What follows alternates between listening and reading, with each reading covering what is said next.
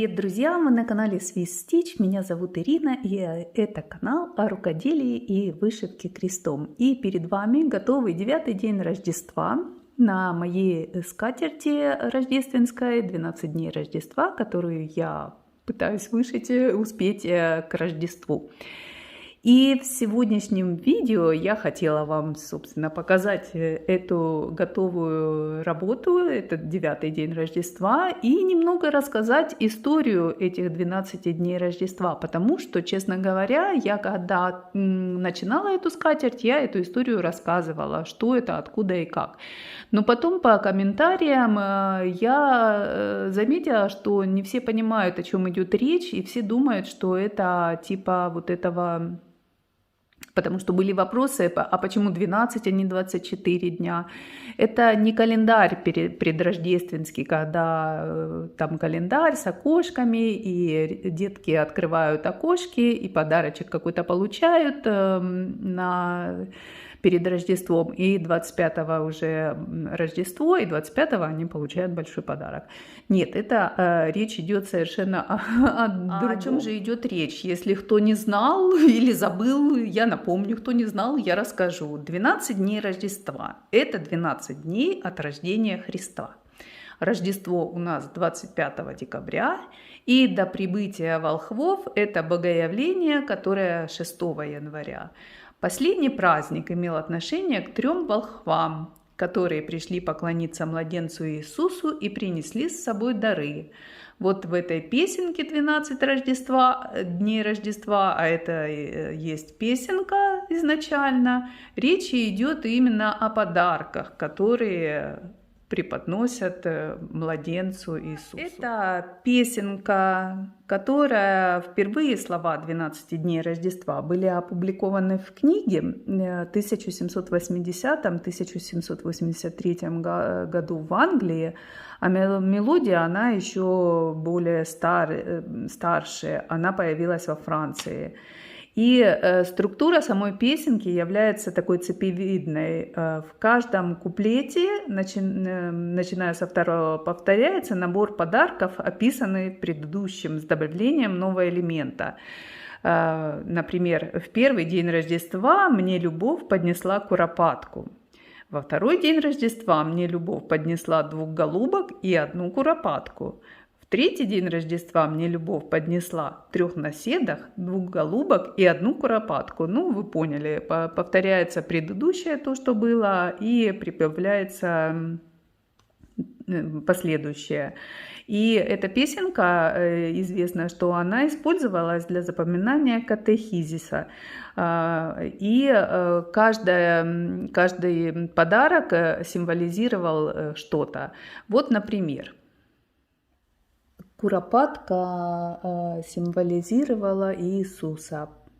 Пертридж и Непир 3. 2 горлицы или 2 голубки символизируют Ветхий и Новый Завет. 3 французские курицы – христианские добродетели, вера, надежда, любовь. 4 поющие птицы символизируют 4 евангелиста. И в оригинале это были 4 черные птицы, ну а потом их переделали они в 4 поющие птицы. 5 золотых колец, они символизируют первые 5 книг Ветхого Завета, Пятикнижие Моисея или Тора. 6 несущихся гусынь, 6 дней творения, какие красивые. 7 плывущих лебедей, 7 таинств. 8 служанок, доящих коров, это 8 блаженств. Ну и сегодняшний законченный день, 9-й день, 9 танцующих дам. Это 9 плодов Святого Духа, добродетели. Ну а по поводу самой-то вышивки, что я могу сказать? Как всегда, все работы, все разработки Jim Shore, они очень простые, легкие, логичные, их быстро, легко вышивать. в этом 9-м дне Рождества. Смотрите, сколько много бисера. Вот здесь, естественно, мне пришлось повозиться с вот этими веточками. Они как-то у меня очень долго шли, потому что я пришивала ниточкой именно этого цвета, какой бисер. Менять мне приходилось ниточку, не то, что я одной ниточкой. И здесь чередуются... Ой, смотрите, у меня бисерок отвалился. И здесь чередуется вышивка крестиком и бисер. Это тоже надо было, ну, как-то замедляло немножко. И вот такие цветочки. Юбка вот прекрасно расшита. Единственное, что, как я уже говорила в предыдущих моих видео, я ошиблась с каунтом ткани. Я выбрала лен 32 каунта, хотя там и в превью говорится, что вы можете выбрать либо 28, либо 32. Ну, если кто-то будет вышивать работы от Jim Shore с бисером, я вам советую выбирать 28 каунт, потому что в 32 каунте бисер Mill Hill, он толкается. Ну вот нормальный, не ювелирный, а вот нормальный бисер, он реально толкается.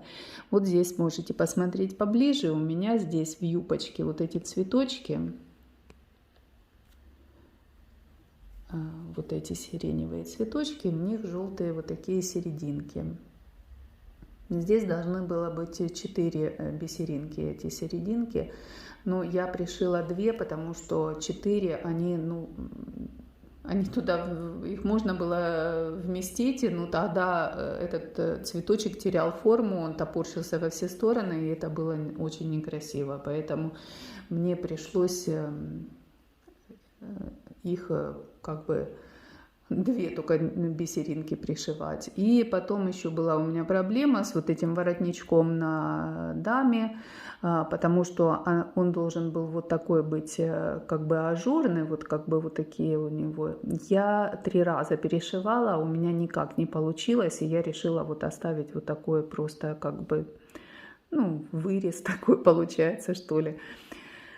А в остальном все легко, просто, быстро. Очень мне понравилось, как личико они проработали. Глазки такие хорошие, ну, носик, ротик, щечки розовенькие, овал лица. Все. Прическа мне не очень понравилась. Ну, как-то она вот здесь не очень. Ну, может, по тогдашней моде это было красиво, так что ничего я не изменяла, оставила все так. Как по традиции здесь каждые начальные буквы вышиваются бисером, а остальное все вот таким образом. Вот такая история. Осталось у меня еще впереди 3 дня, 10, 11 и 12. Если вы хотите узнать, что же там, еще какие 3 подарка Господь преподнес, смотрите мои следующие видео.